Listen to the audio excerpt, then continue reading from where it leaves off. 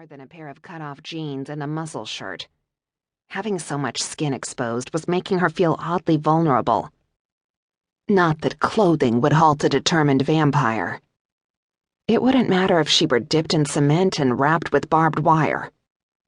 When a predator approaches the nest, the mother quail will feign a broken wing and dash away to lure the danger from her chicks. Her tormentor murmured, his voice seeming to speak directly into her ear. She instinctively stumbled backward, her mouth dry with a sudden fear. The only quail I care about are baked and served on a bed of rice. What are you trying to protect? There was a deliberate pause. Or is it who? I don't know what the hell you're talking about. Is it a lover? A sibling? A child? His soft chuckle grazed her cheek as the sharp leap of her pulse gave her away. Ah, that's it. Your child. Laylah bunched her hands into fists of frustration. He was getting too close. She had to distract the bastard. I thought vampires were known for their courage, she deliberately taunted, willing to risk a battle she couldn't win if it would keep her secrets. Are you such a coward you have to hide in the shadows? The chill thickened, the danger a tangible force in the air. Then, the shadows directly before her stirred, and the vampire slowly became visible. Laylah reeled, feeling as if she'd just been punched in the gut. All vampires were beautiful. And sexy. Wickedly, indecently sexy. But this one. Reminding herself to breathe, Laylah allowed her gaze to skim over the elegant features that revealed his Polynesian ancestors, lingering on the slanted eyes that were a brilliant shade of honey, and the inky black hair that had been shaved on the sides, leaving the top to form a mohawk that fell past his broad shoulders. Her gaze lowered, that vicious awareness twisting her gut at the sight of his half-naked body, barely covered by a pair of khaki shorts. Damn the annoying leech. Had he deliberately left his body on full, wondrous display?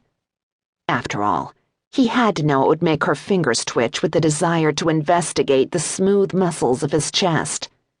Or wait, maybe she would go down the flat plane of his stomach.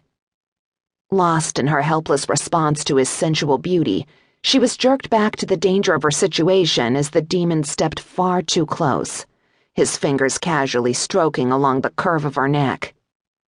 Have you never been told the dangers of provoking a vampire? He murmured. A chill inched down her spine, but she forced herself to meet his hypnotic gaze.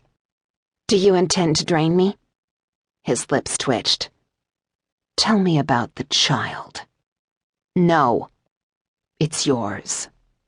He paused, his fingers drifting to the pulse that hammered at the base of her throat, an intense concentration etched on his beautiful face. No, not yours. You are as pure as an angel. Genuine fear speared through her heart. Damn the interfering leech.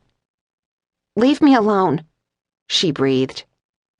The honey eyes darkened with a dangerous hunger. Laylah wasn't sure if it was for blood or sex. Probably both. A beautiful angel, he husked, his arms wrapping around her to yank her hard against the strength of his body.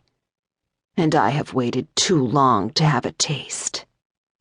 Unable to halt her panic any longer, Laylah's unpredictable powers lashed out, the electrical charge that filled the air enough to make the vampire leap back in wary surprise. I said, leave me alone, she hissed, wrapping her arms around her waist. A dark brow arched. Well, well. You like to play rough? I don't like to play at all, she snapped. What do you want from me? My first intent was to capture you, so you could be brought before the commission. She jerked at the threat, her powers abruptly faltering.